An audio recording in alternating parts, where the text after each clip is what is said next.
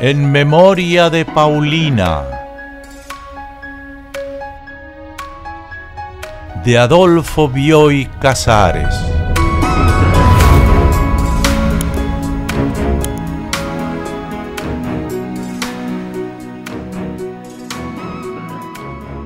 Siempre quise a Paulina.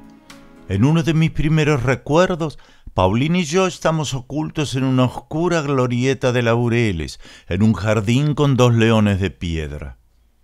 Paulina me dijo: me gusta el azul, me gustan las uvas, me gusta el hielo, me gustan las rosas, me gustan los caballos blancos. Yo comprendí que mi felicidad había empezado porque en esas preferencias podía identificarme con Paulina. Nos parecimos tan milagrosamente que en un libro sobre la final reunión de las almas en el alma del mundo, mi amiga escribió en el margen: las nuestras ya se reunieron. Nuestras en aquel tiempo significaba la de ella y la mía. Para explicarme ese parecido, argumenté que yo era un apresurado y remoto borrador de Paulina. Recuerdo que anoté en mi cuaderno: todo poema es un borrador de la poesía, y en cada cosa hay una prefiguración de Dios. Pensé también: en lo que me parezca a Paulina estoy a salvo. Veía, y aún hoy veo, la identificación con Paulina como la mejor posibilidad de mi ser, como el refugio en donde me libraría de mis defectos naturales, de la torpeza, de la negligencia, de la vanidad. La vida fue una dulce costumbre que nos llevó a esperar, como algo natural y cierto, nuestro futuro matrimonio. Los padres de Paulina, insensibles al prestigio literario prematuramente alcanzado y perdido por mí, prometieron dar el consentimiento cuando me doctorara. Muchas veces nosotros imaginábamos un ordenado porvenir, con tiempo suficiente para trabajar, para viajar y para querernos. Lo imaginábamos con tanta vividez que nos persuadíamos de que ya vivíamos juntos. Hablar de nuestro casamiento no nos inducía a tratarnos como novios.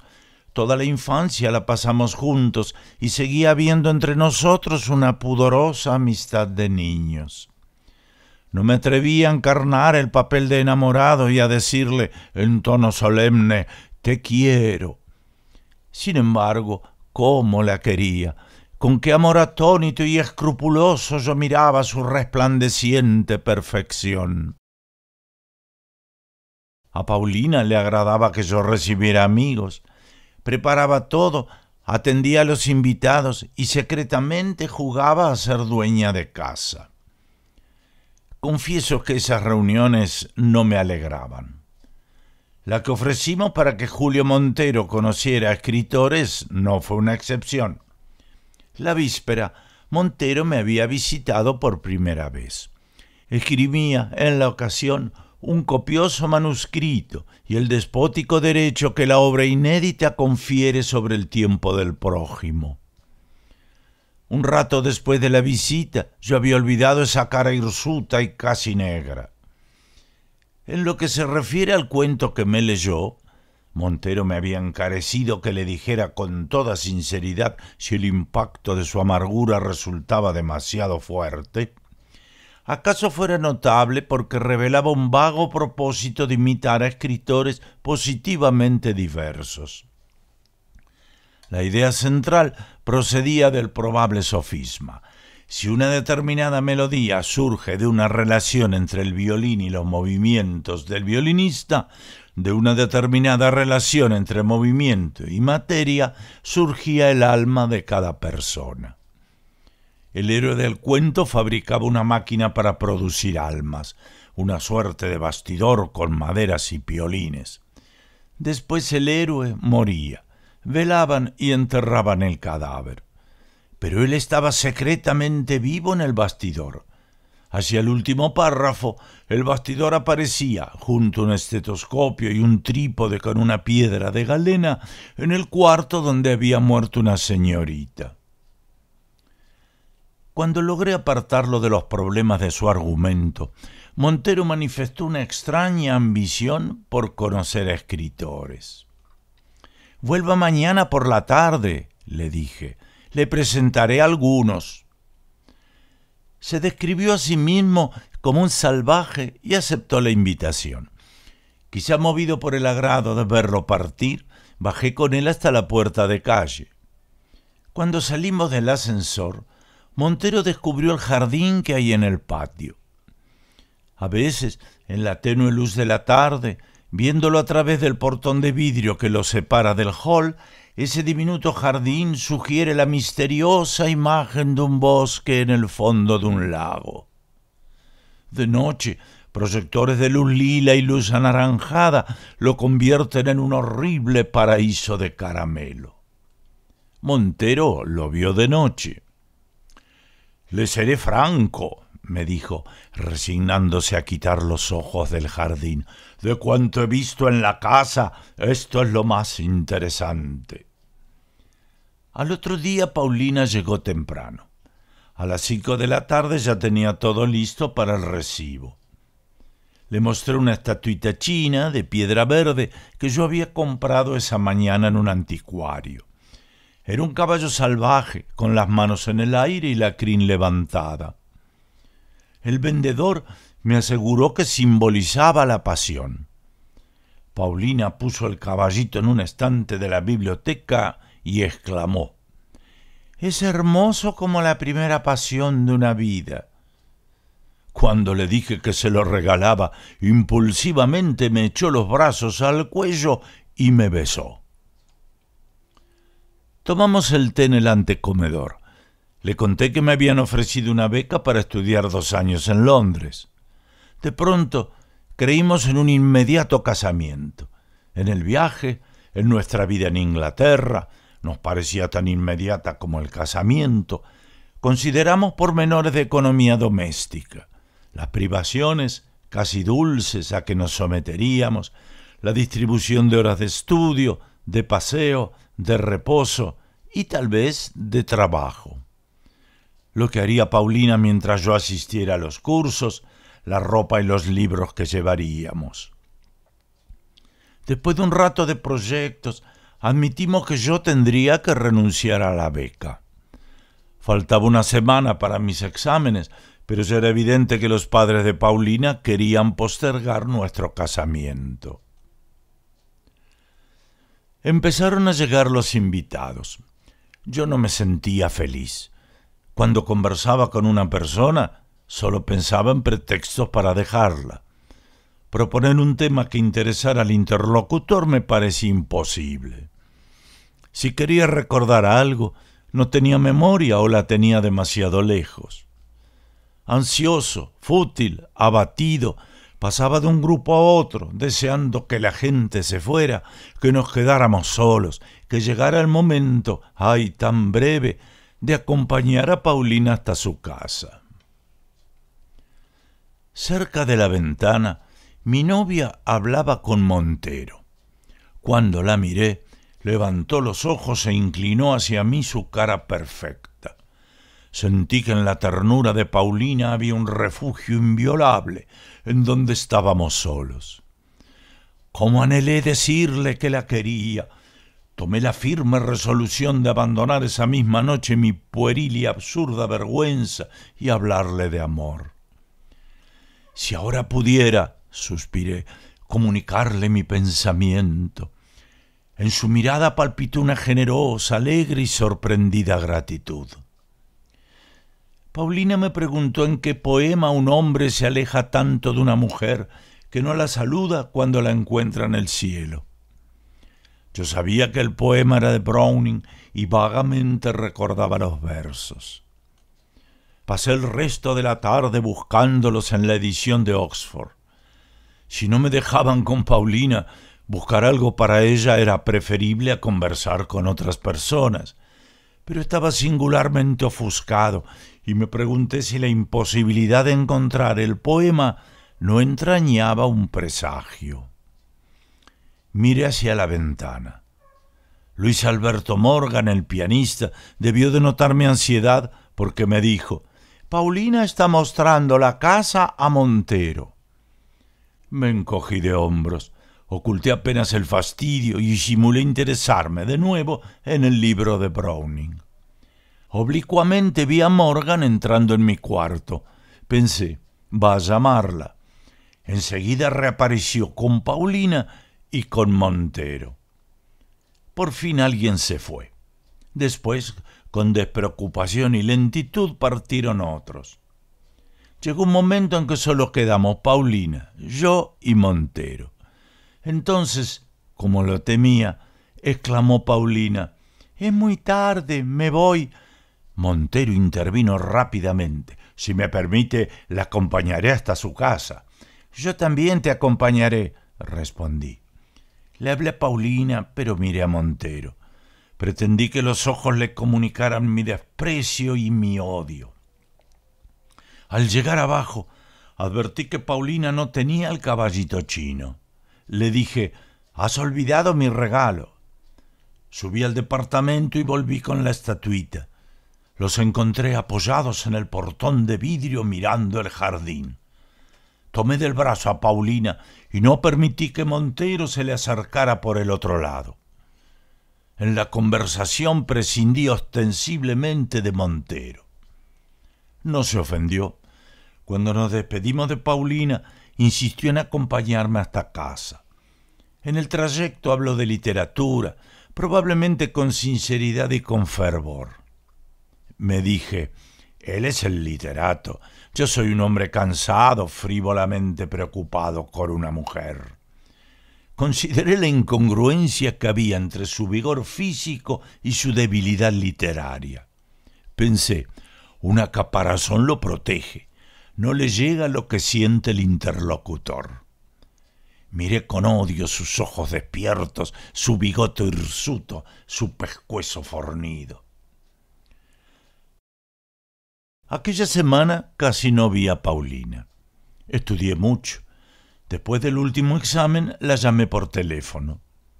Me felicitó con una insistencia que no parecía natural y dijo que al fin de la tarde iría a casa.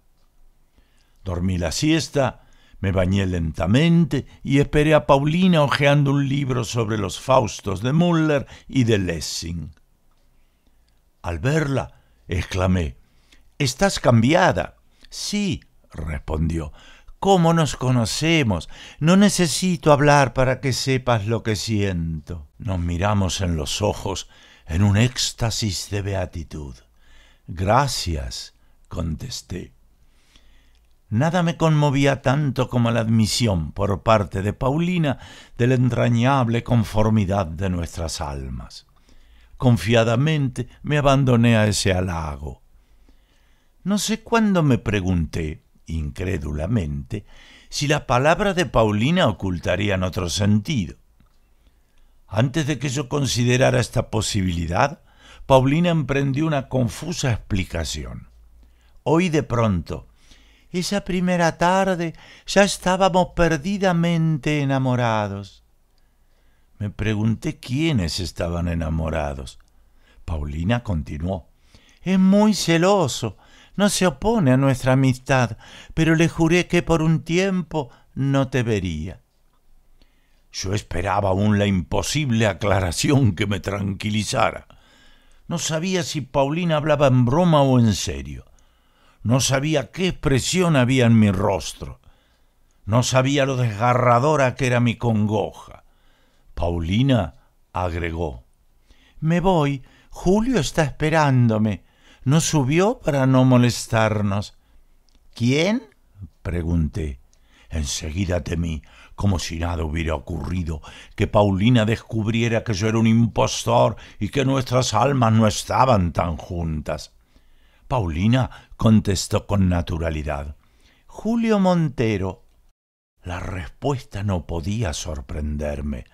Sin embargo, en aquella tarde horrible, nada me conmovió tanto como esas dos palabras. Por primera vez me sentí lejos de Paulina. Casi con desprecio le pregunté: «¿Van a casarse?». No recuerdo qué me contestó. Creo que me invitó a su casamiento. Después Me encontré solo. Todo era absurdo. No había una persona más incompatible con Paulina y conmigo que Montero. ¿O me equivocaba? Si Paulina quería a ese hombre, tal vez nunca se había parecido a mí. Una abjuración no me bastó. Descubrí que muchas veces yo había entrevisto la espantosa verdad. Estaba muy triste, pero no creo que sintiera celos. Me acosté en la cama, boca abajo. Al estirar una mano, encontré el libro que había leído un rato antes. Lo arrojé lejos de mí, con asco. Salí a caminar. En una esquina miré una calecita. Me pareció imposible seguir viviendo esa tarde. Durante años la recordé, y como prefería los dolorosos momentos de la ruptura, porque los había pasado con Paulina, a la ulterior soledad, los recorría y los examinaba minuciosamente y volvía a vivirlos. En esta angustiada cavilación creía descubrir nuevas interpretaciones para los hechos. Así, por ejemplo, en la voz de Paulina declarándome el nombre de su amado, sorprendí una ternura que al principio me emocionó. Pensé que la muchacha me tenía lástima y me conmovió su bondad como antes me conmovía su amor. Luego, recapacitando, deduje que esa ternura no era para mí, sino para el nombre pronunciado. Acepté la beca y silenciosamente me ocupé en los preparativos del viaje. Sin embargo, la noticia trascendió. En la última tarde me visitó Paulina. Me sentía alejado de ella, pero cuando la vi me enamoré de nuevo. Sin que Paulina lo dijera, comprendí que su aparición era furtiva. La tomé de las manos, trémulo de agradecimiento. Paulina exclamó: «Siempre te querré, de algún modo siempre te querré más que a nadie». Tal vez creyó que había cometido una traición. Sabía que yo no dudaba de su lealtad hacia Montero, pero como disgustada por haber pronunciado palabras que entrañaran, si no para mí, para un testigo imaginario, una intención desleal, agregó rápidamente: «Es claro, lo que siento por ti no cuenta. Estoy enamorada de Julio». Todo lo demás, dijo, no tenía importancia. El pasado era una región desierta en que ella había esperado a Montero. De nuestro amor o amistad no se acordó. Después hablamos poco. Yo estaba muy resentido y fingí tener prisa. La acompañé en el ascensor. Al abrir la puerta retumbó inmediata la lluvia. «Buscaré un taxímetro», dije. Con una súbita emoción en la voz, Paulina me gritó: «¡Adiós, querido!». Cruzó corriendo la calle y desapareció a lo lejos. Me volví tristemente. Al levantar los ojos, vi a un hombre agazapado en el jardín. El hombre se incorporó y apoyó las manos y la cara contra el portón de vidrio. Era Montero. Rayos de luz lila y de luz anaranjada se cruzaban sobre un fondo verde con boscajes oscuros. La cara de Montero, apretada contra el vidrio mojado, parecía blanquecina y deforme. Pensé en acuarios, en peces en acuarios. Luego, con frívola amargura, me dije que la cara de Montero me sugirió otros monstruos, los peces deformados por la presión del agua que habitan en el fondo del mar. Al otro día, a la mañana, me embarqué.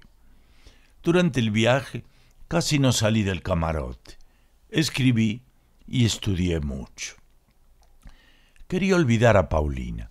En mis 2 años de Inglaterra evité cuanto pudiera recordármela, desde los encuentros con argentinos hasta los pocos telegramas de Buenos Aires que publicaban los diarios. Es verdad que se me aparecía en el sueño, con una vividez tan persuasiva y tan real, que me pregunté si mi alma no contrarrestaba de noche las privaciones que yo le imponía en la vigilia. Eludí obstinadamente su recuerdo. Hacia el fin del primer año logré excluirla de mis noches y casi olvidarla. La tarde que llegué de Europa volví a pensar en Paulina. Con aprensión me dije que tal vez en casa los recuerdos fueran demasiado vivos. Cuando entré en mi cuarto, sentí alguna emoción y me detuve respetuosamente, conmemorando el pasado y los extremos de alegría y congoja que yo había conocido. Entonces tuve una revelación vergonzosa. No me conmovían secretos monumentos de nuestro amor, repentinamente manifestados en lo más íntimo de la memoria. Me conmovía la enfática luz que entraba por la ventana, la luz de Buenos Aires. A eso de las 4 fui hasta la esquina y compré 1 kilo de café. En la panadería el patrón me reconoció, me saludó con estruendosa cordialidad y me informó que desde hacía mucho tiempo, 6 meses por lo menos, yo no lo honraba con mis compras. Después de estas amabilidades le pedí, tímido y resignado, medio kilo de pan. Me preguntó, como siempre, ¿tostado o blanco? Le contesté, como siempre, blanco. Volví a casa. Era un día claro como un cristal y muy frío. Mientras preparaba el café pensé en Paulina. Hacia el fin de la tarde solíamos tomar una taza de café negro. Como en un sueño, pasé de una afable y ecuánime indiferencia a la emoción, a la locura que me produjo la aparición de Paulina. Al verla caí de rodillas, hundí la cara entre sus manos y lloré por primera vez todo el dolor de haberla perdido. Su llegada ocurrió así. 3 golpes resonaron en la puerta. Me pregunté quién sería el intruso. Pensé que por su culpa se enfriaría el café. Abrí distraídamente. Luego, ignoro si el tiempo transcurrido fue muy largo o muy breve, Paulina me ordenó que la siguiera. Comprendí que ella estaba corrigiendo, con la persuasión de los hechos, los antiguos errores de nuestra conducta. Me parece, pero además de recaer en los mismos errores, soy infiel a esa tarde, que los corrigió con excesiva determinación. Cuando me pidió que la tomara de la mano, me dijo, ahora, me abandoné a la dicha. Nos miramos en los ojos y, como 2 ríos confluentes, nuestras almas también se unieron. Afuera, sobre el techo, contra las paredes, llovía. Interpreté esa lluvia, que era el mundo entero surgiendo nuevamente, como una pánica expansión de nuestro amor. La emoción no me impidió, sin embargo, descubrir que Montero había contaminado la conversación de Paulina. Por momentos, cuando ella hablaba, yo tenía la ingrata impresión de oír a mi rival. Reconocí la característica pesadez de las frases, reconocí las ingenuas y trabajosas tentativas de encontrar el término exacto, reconocí, todavía apuntando vergonzosamente, su inconfundible vulgaridad. Con un esfuerzo pude sobreponerme. Miré el rostro, la sonrisa, los ojos. Ahí estaba Paulina, intrínseca y perfecta. Ahí no me la habían cambiado. Entonces, mientras la contemplaba en la mercurial penumbra del espejo, rodeada por el marco de guirnaldas, de coronas y ángeles negros, me pareció distinta. Fue como si descubriera otra versión de Paulina, como si la viera de un modo nuevo. Di gracias por la separación, que me había interrumpido el hábito de verla, pero que me la devolvía más hermosa. Paulina dijo, «Me voy, Julio me espera». Advertí en su voz una extraña mezcla de menosprecio y angustia que me desconcertó. Pensé melancólicamente, Paulina en otros tiempos no hubiera traicionado a nadie. Cuando levanté la mirada, se había ido. Tras un momento de vacilación, la llamé. Volví a llamarla, bajé a la entrada, corrí por la calle, no la encontré. De vuelta sentí frío.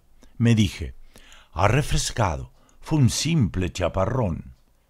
La calle estaba seca. Cuando llegué a casa vi que eran las 9. No tenía ganas de salir a comer. La posibilidad de encontrarme con algún conocido me acobardaba. Preparé un poco de café. Tomé 2 o 3 tazas y mordí la punta de un pan. No sabía siquiera cuándo volveríamos a vernos. Quería hablar con Paulina, quería pedirle que me aclarara.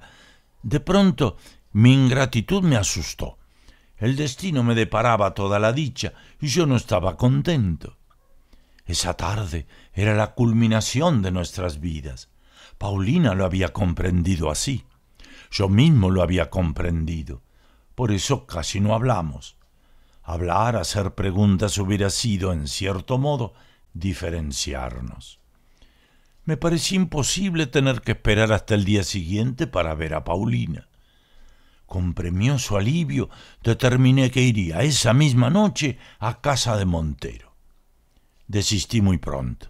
Sin hablar antes con Paulina, no podía visitarlos. Resolví buscar un amigo. Luis Alberto Morgan me pareció el más indicado y pedirle que me contara cuanto supiera de la vida de Paulina durante mi ausencia. Luego pensé que lo mejor era acostarme y dormir. Descansado, vería todo con más comprensión. Por otra parte, no estaba dispuesto a que me hablaran frívolamente de Paulina. Al entrar en la cama, tuve la impresión de entrar en un cepo. Recordé tal vez noches de insomnio en que uno se queda en la cama para no reconocer que está desvelado.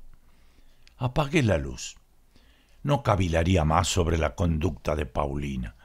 Sabía demasiado poco para comprender la situación.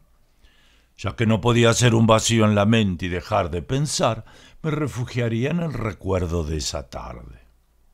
Seguiría queriendo el rostro de Paulina, aun si encontraba en sus actos algo extraño y hostil que me alejaba de ella.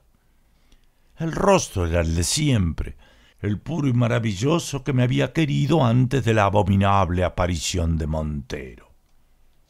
Me dije, hay una fidelidad en las caras que las almas quizá no comparten. O todo era un engaño. Yo estaba enamorado de una ciega proyección de mis preferencias y repulsiones. Nunca había conocido a Paulina. Elegí una imagen de esa tarde. Paulina ante la oscura y tersa profundidad del espejo, y procuré evocarla. Cuando la entreví, tuve una revelación instantánea. Dudaba porque me olvidaba de Paulina. Quise consagrarme a la contemplación de su imagen. La fantasía y la memoria son facultades caprichosas.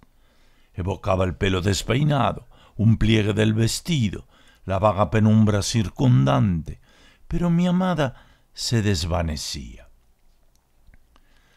Muchas imágenes, animadas de inevitable energía, pasaban ante mis ojos cerrados. De pronto hice un descubrimiento.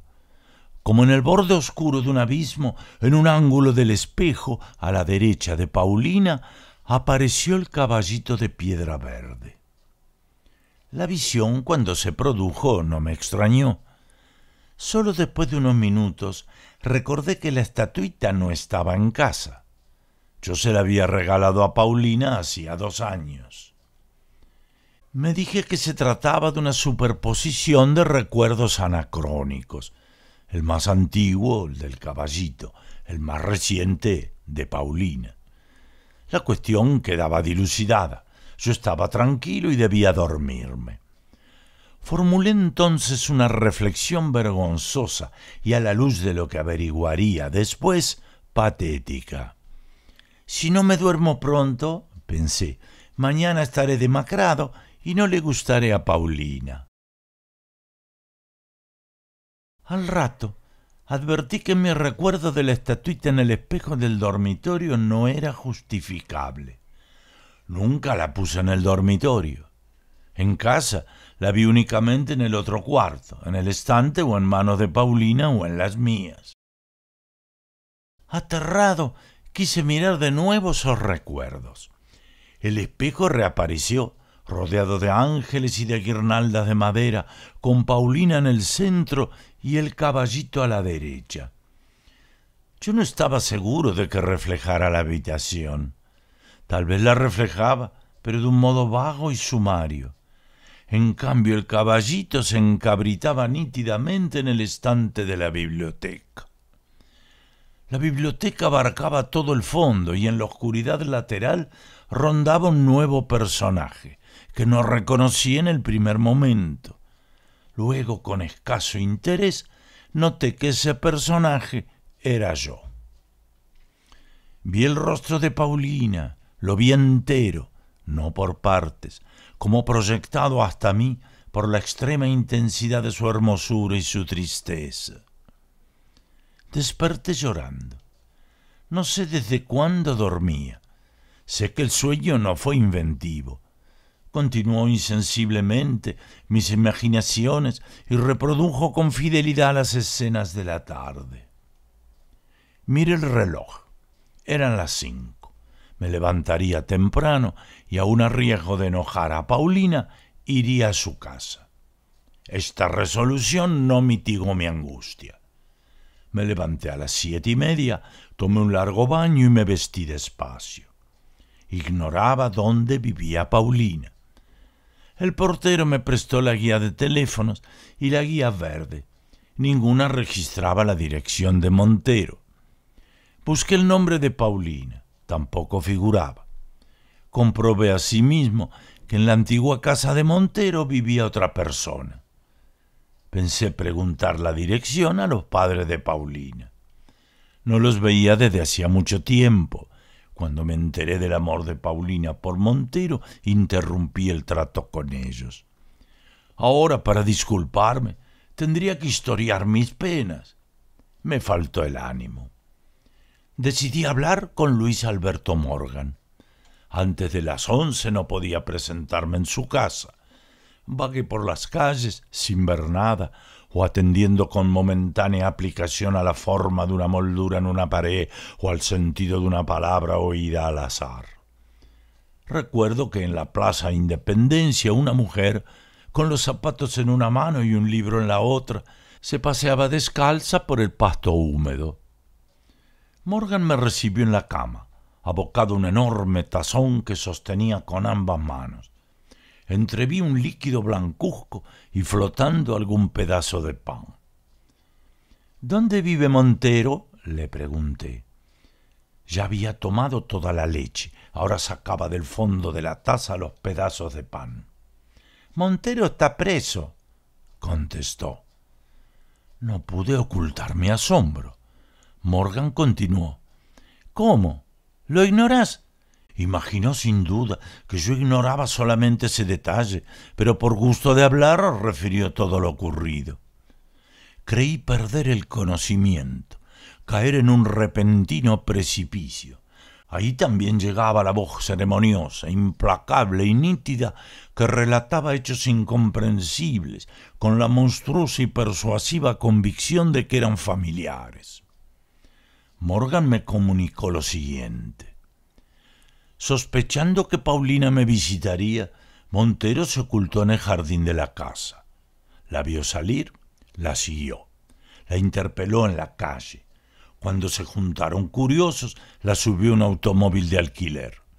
Anduvieron toda la noche por la costanera y por los lagos, y a la madrugada, en un hotel del Tigre, la mató de un balazo.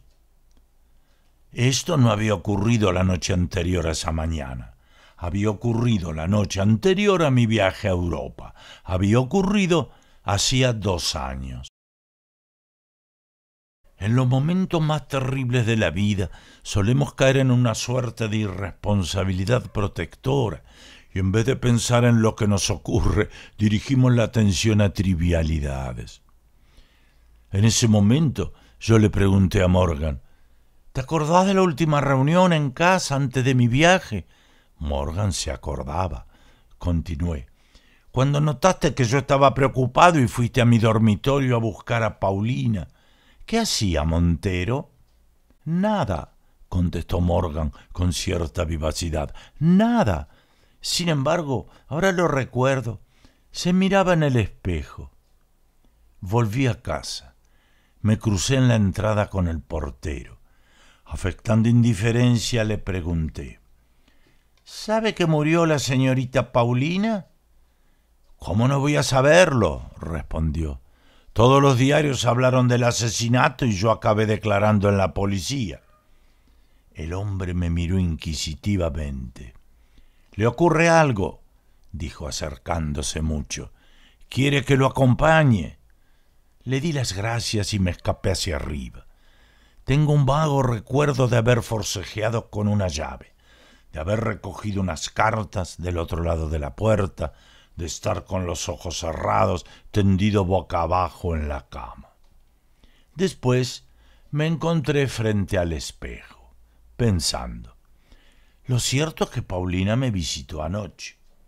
Murió sabiendo que el matrimonio con Montero había sido una equivocación atroz, y que nosotros éramos la verdad.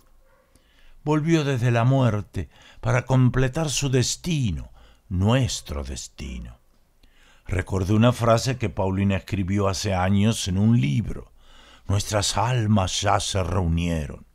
Seguí pensando. Anoche, por fin, en el momento en que la tomé de la mano. Luego me dije, soy indigno de ella. He dudado, he sentido celos. Para quererme vino desde la muerte. Paulina me había perdonado. Nunca nos habíamos querido tanto. Nunca estuvimos tan cerca. Yo me debatía en esa embriaguez de amor, victorioso y triste, cuando me pregunté, mejor dicho, cuando mi cerebro, llevado por el simple hábito de proponer alternativas, se preguntó si no habría otra explicación para la visita de anoche. Entonces, como una fulminación, me alcanzó la verdad. Quisiera descubrir ahora que me equivoco de nuevo. Por desgracia, como siempre ocurre cuando surge la verdad, mi horrible explicación aclara los hechos que parecían misteriosos. Estos, por su parte, la confirman. Nuestro pobre amor no arrancó de la tumba a Paulina. No hubo fantasma de Paulina. Yo abracé un monstruoso fantasma de los celos de mi rival. La clave de lo ocurrido está oculta en la visita que me hizo Paulina en la víspera de mi viaje. Montero la siguió, la esperó en el jardín, la riñó toda la noche, y porque no creyó en sus explicaciones, ¿cómo ese hombre entendería la pureza de Paulina? La mató en la madrugada. Lo imaginé en su cárcel, cavilando sobre esa visita, representándosela con la cruel obstinación de los celos. La imagen que entró en casa, lo que después ocurrió allí, fue una proyección de la horrenda fantasía de Montero.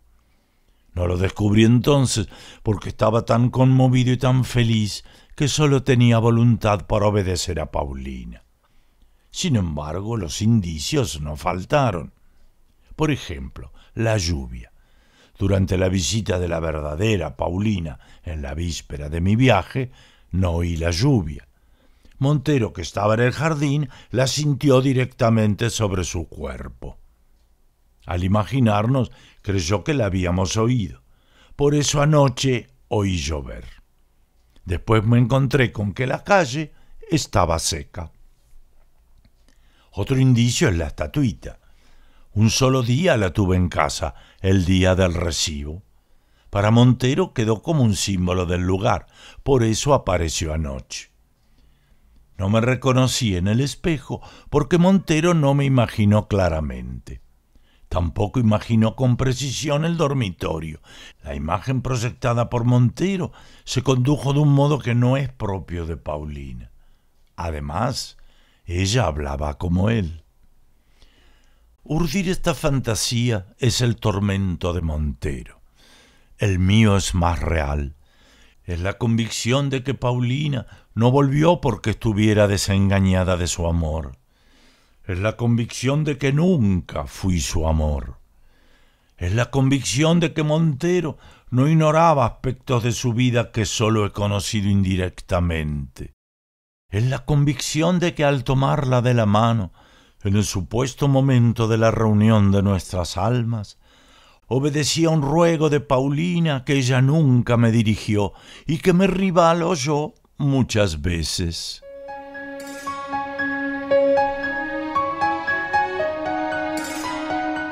Fin de En memoria de Paulina, de Adolfo Bioy Casares.